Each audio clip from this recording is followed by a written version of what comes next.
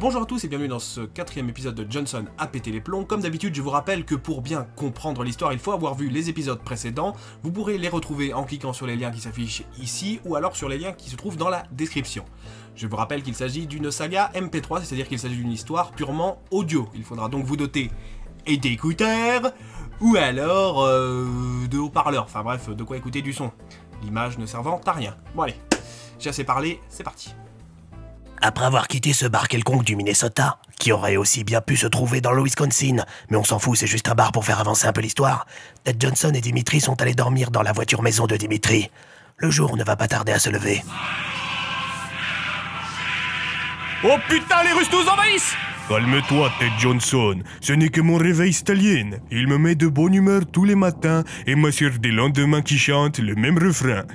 Tu trouves pas que ta vision du communisme est quelque peu idéaliste? Je trouve pas que j'idéalise. Je trouve juste que le communisme est le système idéal. Il est bâti sur le partage, comme Facebook. Sauf que Facebook c'est bleu, pas rouge. En général, les personnes qui ont le sang bleu voient rouge quand ils voient des communistes. Va savoir pourquoi. Dimitri, j'ai l'impression qu'une moto de police nous suit. Je fais quoi, je me gare? Non, j'ai l'impression qu'il veut juste qu'on baisse la vitre.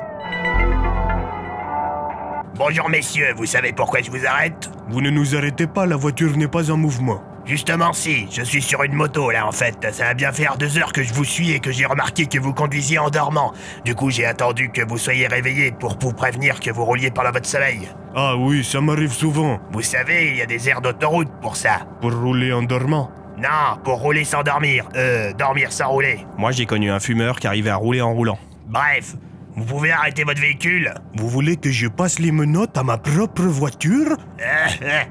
Non, je veux dire arrêtez de vous mouvoir. Seulement si vous arrêtez de vous émouvoir. Excusez-moi, j'ai un turc dans l'œil.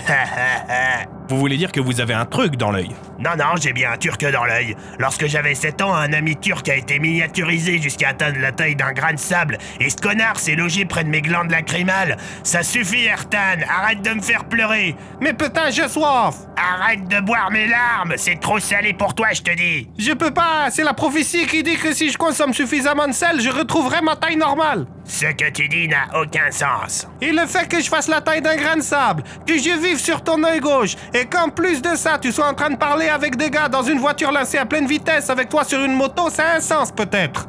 Ta gueule ou je t'emmène au poste. Tu m'y amènes à chaque fois que tu y vas, vu que j'habite sur ton œil, crétin. Ah, si je puis me permettre, les crétins sont les habitants de la Crète. Or, il me semble que monsieur l'agent serait plutôt...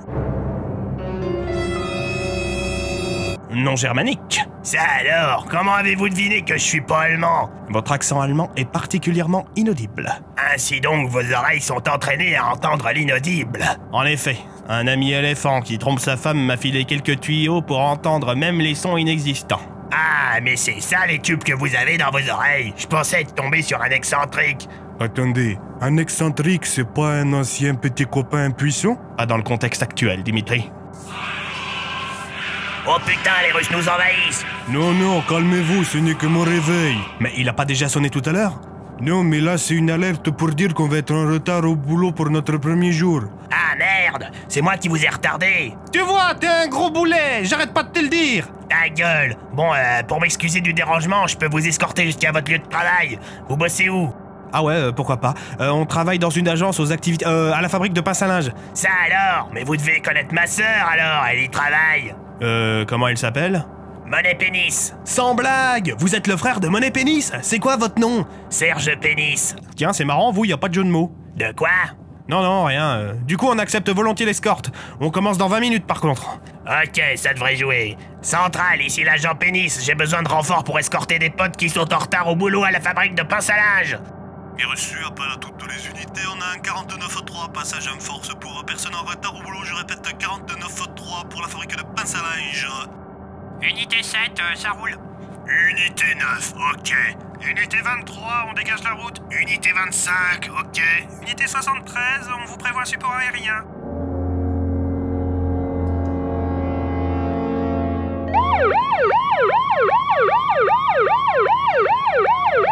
Dégagez la voie, ces personnes sont en retard.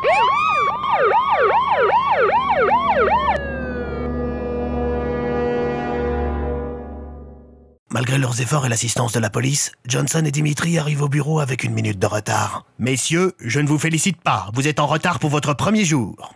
Désolé, patron. Bref, passons. Comme vous vous en doutiez, un ressort scénaristique fait que vous êtes officiellement tous les 2 coéquipiers. Tu vois, je te l'avais dit. Bien joué, Ted Johnson. Messieurs, je vais donc vous donner votre première mission. On vous écoute? Vous allez devoir éliminer un témoin gênant. Ça va de soi puisqu'il s'agit de notre activité principale. Oui, alors du coup, en parlant de ça, je sais que l'histoire des pinces à linge, c'est une couverture. Oui. Mais est-ce qu'on en fabrique vraiment? Non. Dommage, il m'en fallait. Bref, vous allez devoir éliminer un témoin gênant des activités de l'abattoir Charoul. Charoul. Il s'agit d'un activiste végétarien boulgour sans gluten répondant au nom de Troy Power. Yes! Quelle est la raison de cet enthousiasme, Monsieur Johnson? Eh bien, ce Troy Power, c'est mon voisin. Ah, et vous êtes heureux d'avoir à tuer votre voisin? Oui, en fait, il m'a piqué ma femme et mon gosse. Ça, c'est du karma. Étant donné que vous connaissez la cible, je vais demander à l'équipe de Frank et Ludwig de superviser votre mission afin de vérifier que le plan se déroule sans accroc. Des questions? Oui. Est-ce que j'aurai une arme? Cela va de soi. Une autre question? Oui. Est-ce que vous pouvez m'apprendre à tirer? Vous ne savez pas manier une arme? Non, j'ai horreur de ça. Oh putain. Voilà, cet épisode est à présent terminé, j'espère qu'il vous a plu. S'il vous a plu, n'hésitez pas à le partager sur les réseaux sociaux, à laisser un petit pouce bleu. N'oubliez pas de me suivre sur les différents réseaux sociaux, ça fait 2 fois que je redis réseaux sociaux, enfin bref. Un gros merci aux tipeurs qui financent mon travail en me faisant des petits dons, leur nom défile juste au-dessus. Si vous voulez me faire un don, il y a un bouton quelque part là en bas, vous pouvez cliquer dessus, vous serez redirigé vers le site. Un grand merci à tous d'être toujours plus nombreux, encore merci d'être plus de 100 000, gros bisous, à la prochaine, blablabla, patati patata.